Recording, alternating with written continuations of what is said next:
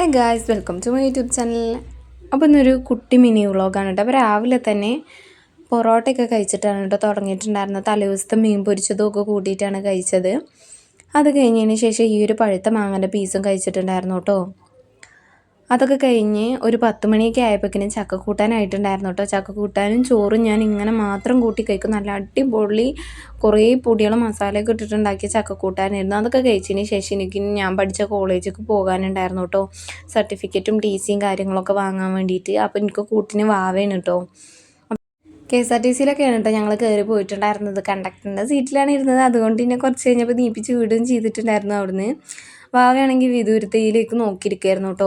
അത് കഴിഞ്ഞ് ഞങ്ങൾ കോളേജിൻ്റെ അവിടെ എത്തിയിട്ടുണ്ടെങ്കിലും ഞങ്ങൾ ഭക്ഷണം കഴിക്കാനുള്ള ആ ഒരു ടൈം ടാർഗറ്റ് ചെയ്തിട്ടാണ് പോയിട്ടുണ്ടായിരുന്നത്. അപ്പോൾ നേരെ ഞങ്ങൾ ഫുഡ് കഴിക്കാൻ കയറിയിട്ടുണ്ടായിരുന്നു കേട്ടോ.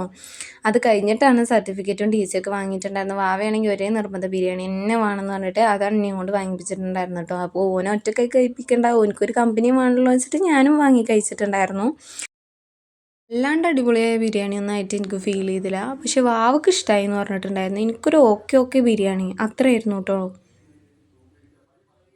എനിക്കത്ര ഇഷ്ടപ്പെടാത്തതുകൊണ്ട് തന്നെ ഞാൻ എൻ്റെ പകുതി വാവക്കാണ് കേട്ടോ കൊടുത്തിട്ടുണ്ടായിരുന്നു. വാവയാണെങ്കിൽ നല്ല അടിപൊളിയായിട്ട് കഴിച്ചിട്ടുണ്ടായിരുന്നു. എനിക്ക് നല്ല ഇഷ്ടമായി എന്നാണ് കേട്ടോ പറഞ്ഞത്. കോളേജിൻ്റെ ഉള്ളിൽ കയറിയത് TC സർട്ടിഫിക്കറ്റ് വാങ്ങിയെടുക്കാൻ വീഡിയോ എടുക്കാൻ മറന്നു പോയിട്ടുണ്ടായിരുന്നു കേട്ടോ. പക്ഷെ ഞാൻ സിപ്പൊക്കെ വാങ്ങി കഴിച്ചിട്ടുണ്ടായിരുന്നു. അതിൻ്റെ കഴിക്കണ വീഡിയോ ഒന്നും എടുക്കാൻ മറന്നു പോയിട്ടുണ്ടായിരുന്നില്ല.